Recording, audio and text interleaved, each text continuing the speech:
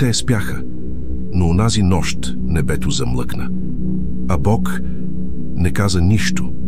Какво се случва, когато дори небесата млъкнат? Когато виковете не получават отговор? И когато цял град просто изчезва? Остани до края, защото тази история ще промени начина, по който гледаш на мълчанието на Бога.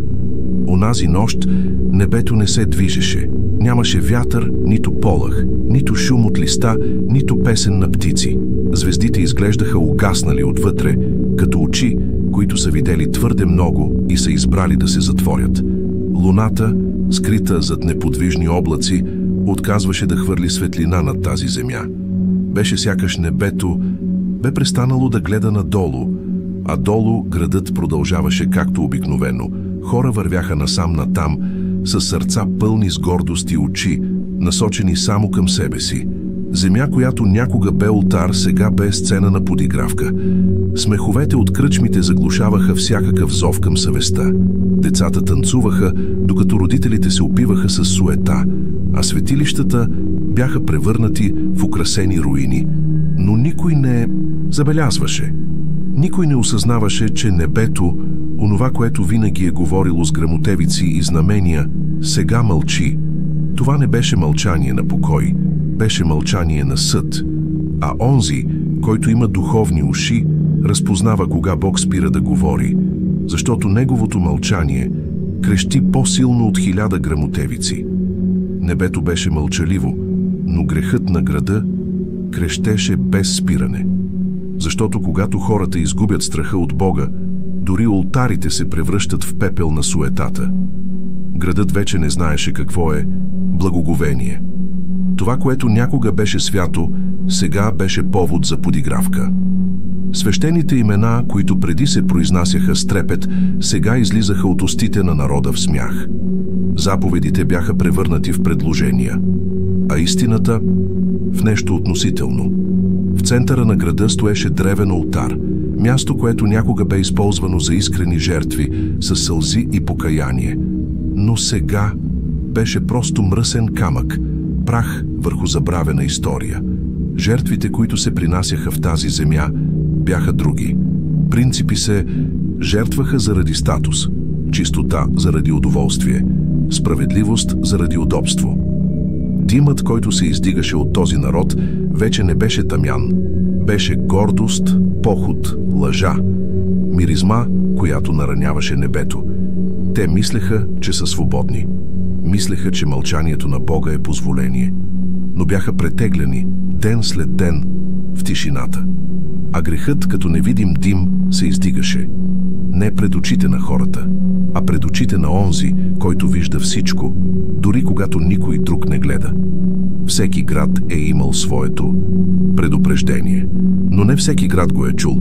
Понякога Бог говори и гласът му звучи чрез тези, които светът предпочита да игнорира. Преди падението имаше предупреждение.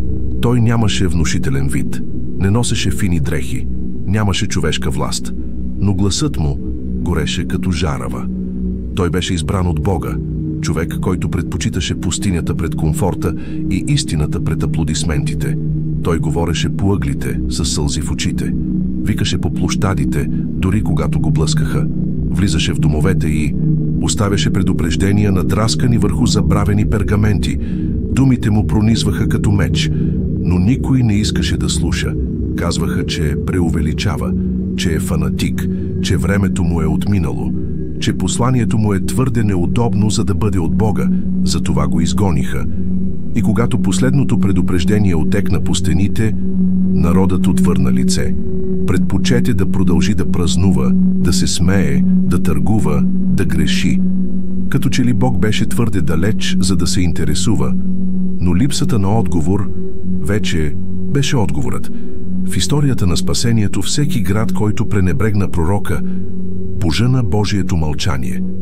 А мълчанието никога не идва само.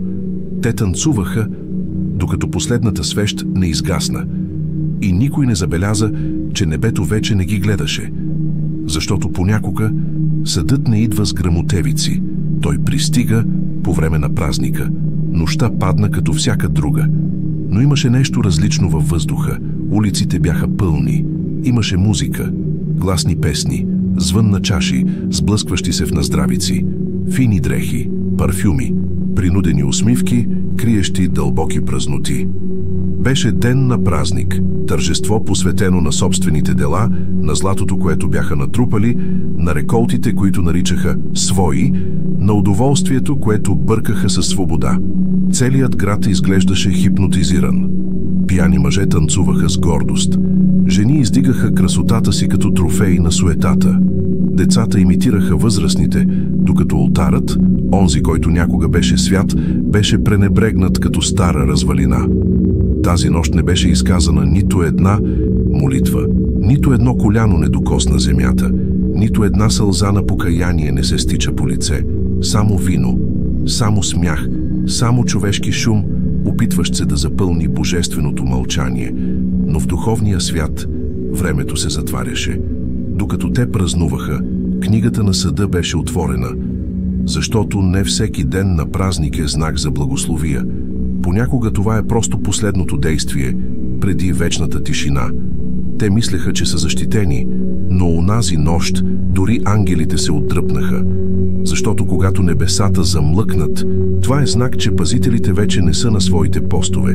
Никой не видя кога се случи, но малцината, които имат очи за невидимото, разбраха. Беше сякаш едно присъствие се оттегли бавно. Като че ли краищата на града се разсъбличаха от светлина. Въздухът стана по-гъст, тъмнината по-дълбока и нещо, което преди витаеше над покривите, вече го нямаше. Ангелите се оттеглиха.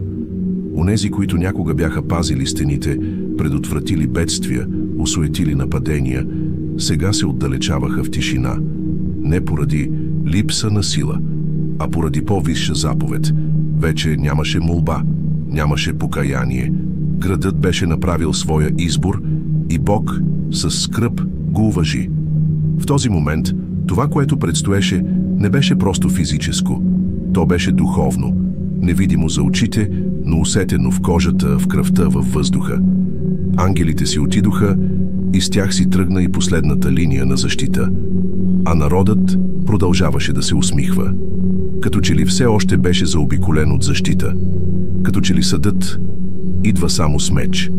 Но тази нощ най-голямата болка дойде от отсъствието. Отсъствието на онези, които защитаваха.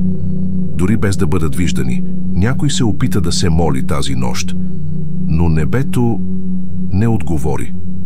Защото има моменти, когато молитвата не се издига, не заради липса на вяра, а заради излишък на гордост. Казват, че имало човек в този град, който, щом видял тъмнината да идва прекалено рано, усетил стягане в гърдите. Той бил от малцината, които все още помнели псалмите, които все още пазели стар пергамент, скрит под дъските на пода. Тази нощ той коленичил, но щом отворил устни, усетил как гласът му пада направо на земята. Сякаш молитвата не преминаваше тавана. Студът по гръбнака бил различен, не бил страх, бил изоставяне. И той разбрал в този миг, че нещо не е наред, не беше както преди. Защото когато народът се отдалечи, олтарите замлъкнаха, коленете вече не се свиваха, постите бяха заменени с празници. И сега, в този последен дъх, една самотна молитва се опитваше да се издигне през небе, което вече бе отвърнало лицето си. Тази молитва не отекна. Нямаше вятър, нямаше знак, нито сълзи, само мълчание. Тежко мълчание като камък върху сърцето, защото най-големият съд на Бога може да бъде именно когато Той не каже нищо, когато позволи на човека да чуе единствено собствената си съвест, а тя крещи. Нямаше гръмотевица, нито огън от небето, но съдът вече беше започнал, защото Божието наказание не винаги идва с вик, понякога започва с малки тишини. Народът очакваше видими знамения, внезапна буря, земетресение, ангел с огнен меч. Така си представяха съда, шумен, спектакуларен. Но истинският съд започна невидимо. През онази седмица реколтата дойде по-малка. Животните започнаха да боледуват без обяснение. Децата вдигаха температури, които лечителите не разбираха. Млякото се разваляше по-бързо. а водата в кладенеца, но вече не приличаше на вода. Но никой не свърза точките. Казваха, че било просто лош късмет, или лош период, или проклятие от езическите богове на други градове. Търсеха обяснения във всичко, освен в самите себе си. Майките започнаха да сънуват кошмари. Децата плачеха през нощта и сочеха тъмните ъгли на къщите. Имаше тежест във въздуха. Сякаш самият град се задушаваше отвътре навън. Съдът вече беше започнал, но не с видимо разрушение. Започна с оттеглянето на благословението, с липсата на мир, с изчезването на чувството за сигурност. Като че ли Бог казваше: искате да живеете без мен, тогава ще живеете сами. А да живееш сам е началото на края. Преди края дойдоха сънищата, но никой не искаше да ги тълкува, защото Бог говори по много начини и когато никой не слуша буде, той говори на сън. Някои започнаха да сънуват. Една жена виждаше града обгърнат от дим, докато децата й крещяха, а ръцете й не можеха да ги достигнат. Един старец сънува огромна ръка, която покрива небето и след това прибира светлината. Едно дете се събуди със сълзи, казвайки, че земята поглъща къщите. Тези разкази започнаха да се разпространяват, но бяха потискани, усмивани. Търговците се смееха, водачите се подиграваха. Просто тревожност. Само сънища. Утре всичко ще се върне към нормалното. Но нищо не се връщаше. Сънищата идваха с все по-голяма сила, по-голяма яснота. Някои започнаха да рисуват това, което виждаха. Разцепен град, изтрити лица, разрушен храм. Изображенията винаги си приличаха, дори между хора, които никога не бяха разговаряли. Сякаш нещо се опитваше да предупреди. Сякаш Бог, дори отвърнал лицето си, все още изпращаше ехо от предупреждение. Но градът беше глух. И в тишината на гордостта истината се губеше, защото понякога последният вик на Бога е шепот в съня. А който не чува насън, се събужда твърде късно. Последният ден изглеждаше нормален. И може би именно това е най-страшното, защото Божият съд не винаги предупреждава кога започва. Понякога просто се случва. Слънцето изгря красиво. Небето ясно. Улиците оживени. Имаше аромат на хляб, който се печеше в домовете. Деца тичаха из алеите. На пазара гласове преговаряха за платове и подправки. Изглеждаше просто още един ден. Имаше дори сватба. Музикантите настройваха инструментите си. Цветя се окачваха по портите. Виното се раздаваше на гостите. Всички се усмихваха. Сякаш времето все още беше пълно с обещания. Но времето вече беше преброено. Никой не забелязваше знаците. Едно куче виеше неуморно до стените. Птиците бяха отлетели на ята, часове по-рано от обикновено. Един старец трепереше, гледайки към небето, но никой не спря да го попита защо. Бог не изпрати тръба, нито буря, само тишина. Мълчание между един смях и друг. Мълчание в разсеяните погледи.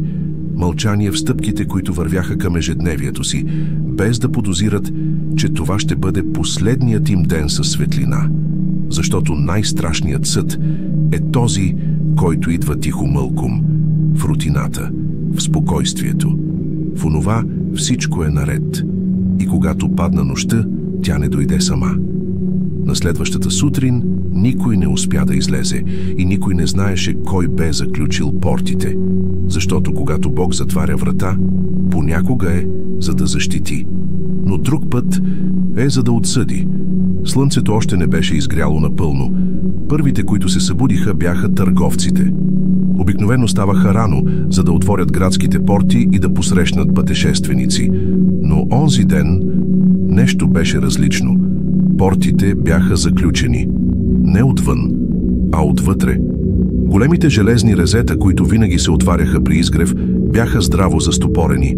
И най-странното, стражите, които обикаляха нощем, бяха изчезнали. Никой не ги бе видял през нощта.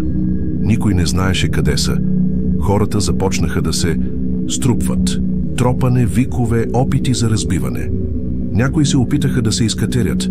Други питаха съседите дали това е нова заповед на царя. Но нямаше цар, нямаше заповед, нямаше отговор. Градът беше заключен. Но това не беше обсада от враг, беше нещо духовно, невидимо.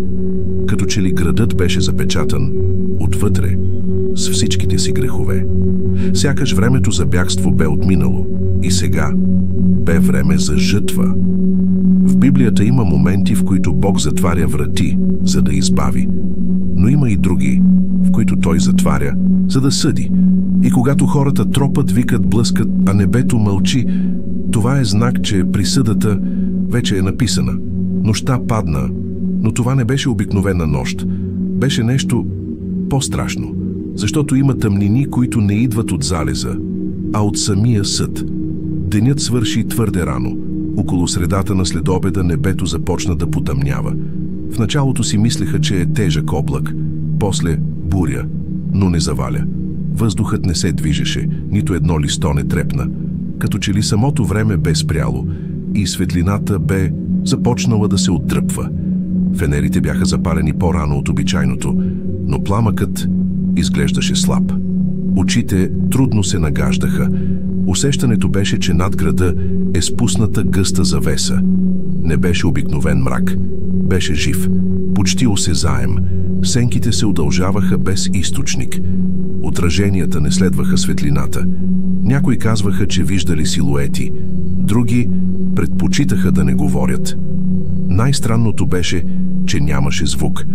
Тъмнината дойде с пълна тишина, като че ли самото небе бе спряло да диша. Кучетата се скриха, птиците изчезнаха, майките извикваха децата си с тревога, а най-чувствителните вече трепереха. Това беше нощ, която не се раждаше от небето. Това беше нощ, която извираше от самата душа на града, защото когато греховете се натрупват прекалено, светлината се оттегля и това, което остава, е онова, което винаги е било скрито. Някои извикаха, но звукът сякаш умираше във въздуха, защото когато дори викът не успява да излезе, това е знак, че съдът не предстои. Той вече е дошъл. В тази гъста тъмнина нещо се случи. Никой не знае със сигурност как започна. Някои казват, че чули покот, други се кълнат, че усетили трепет.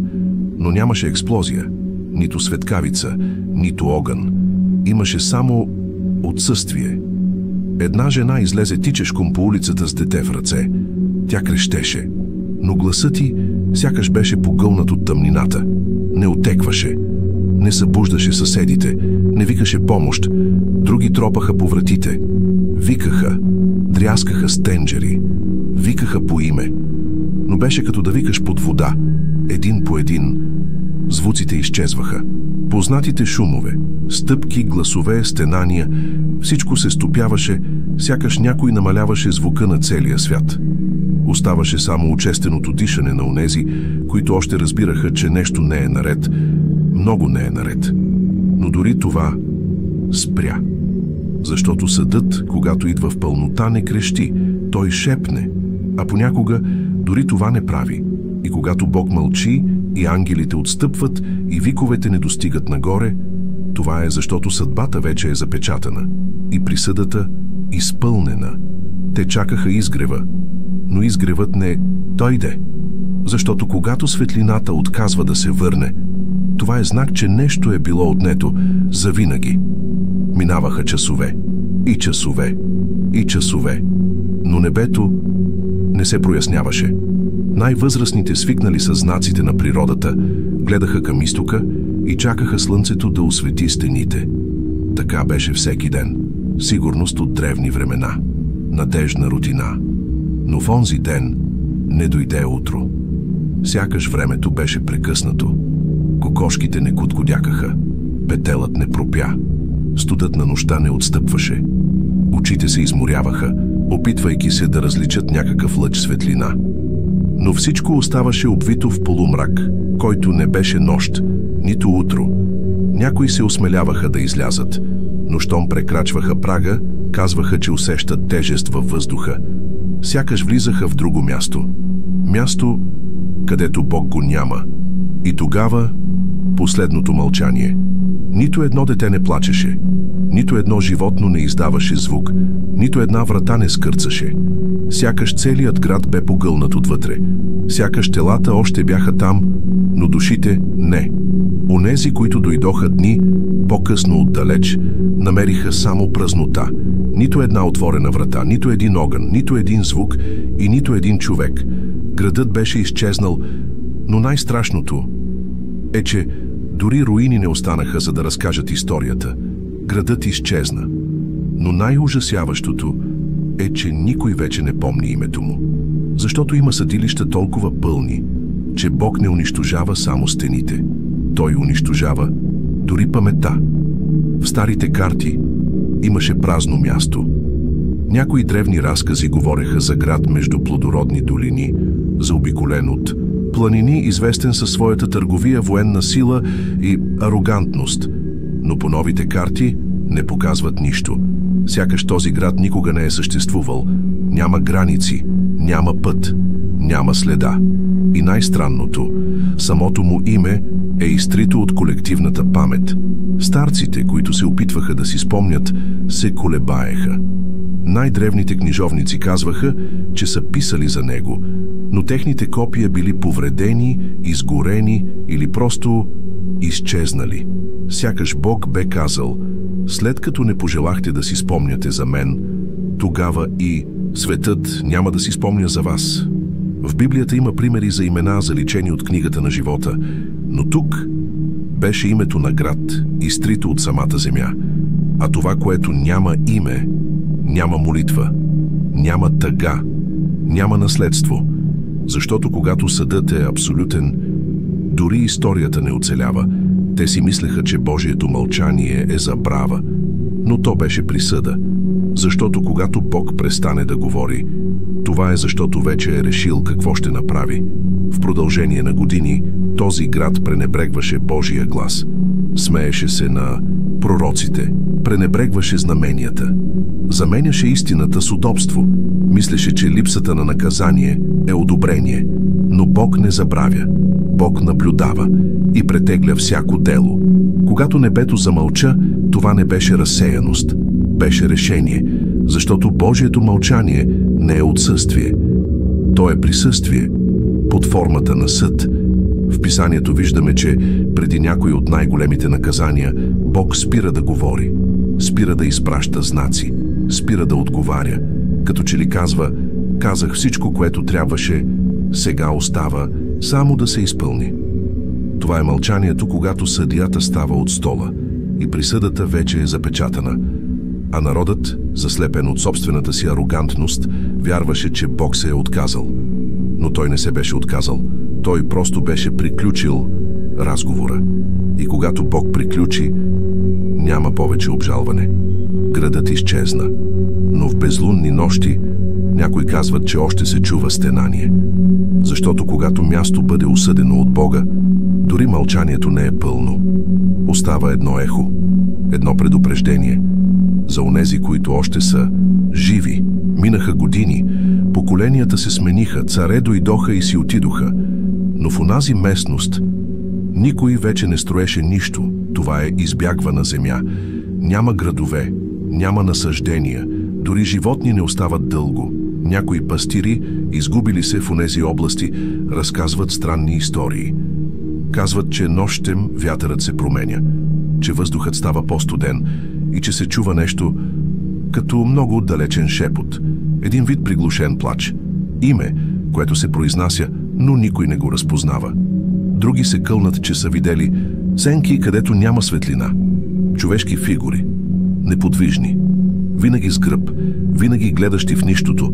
Най-смелите се опитаха да лагеруват там.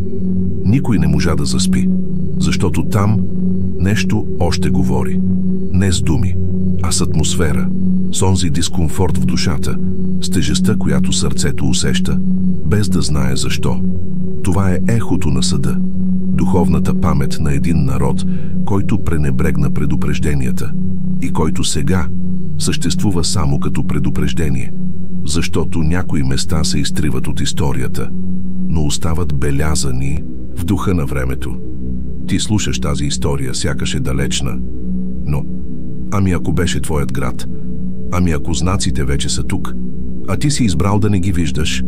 Лесно е да слушаш такива истории и да си кажеш: това беше с тях, това е отдавна, това никога няма да се случи с нас. Но наистина ли? Ами ако нашият град вече живее същия цикъл? Ами ако пророците още говорят, но ние ги наричаме преувеличени? Ами ако вярата е станала традиция, истината – удобство, а грехът – рутина и никой вече не се смущава? Колко пъти Бог вече е опитвал да говори? В сънищата, в загубите, в тихите предупреждения, но ние сме твърде заети, твърде разсеяни, твърде горди. Ами ако небето вече е замлъкнало? Ами ако ангелите вече са отстъпили? Ами ако това, което наричаме трудни дни, е само началото на нещо много по-голямо? Библията не разказва тези истории, за да ни плаши. Тя ги разказва, за да се събудим, защото същият Бог, който съди, е Богът, който все още може да прости, но само докато има време. А времето тече. Онзи град имаше шанс, но времето му изтече. И въпросът, който остава, е: дали и нашето време не изтича също? Защото Божията милост все още е достъпна. Но не завинаги. Те имаха предупреждения, имаха сънища, имаха пророци, имаха време. Но гордостта беше по-силна от вика. И когато небето замлъкна, вече беше късно. Днес ние имаме това, което те нямаха. Имаме историята, имаме примерите, имаме възможността да чуем, преди тишината да падне и над нас, защото времето на милостта още не е приключило. Все още има прошка, все още има светлина, все още има глас. Но за колко още? Забравеният град остана като предупреждение. Живо напомняне, че съдът не започва с гръмотевици, започва с тишина. И когато Бог замълчи, това е защото вече е говорил достатъчно. Ако още има нещо в теб, което усеща, което потреперва, което разбира, тогава слушай. Това видео не е просто история, то е предупреждение. И може би твоята възможност да започнеш от начало.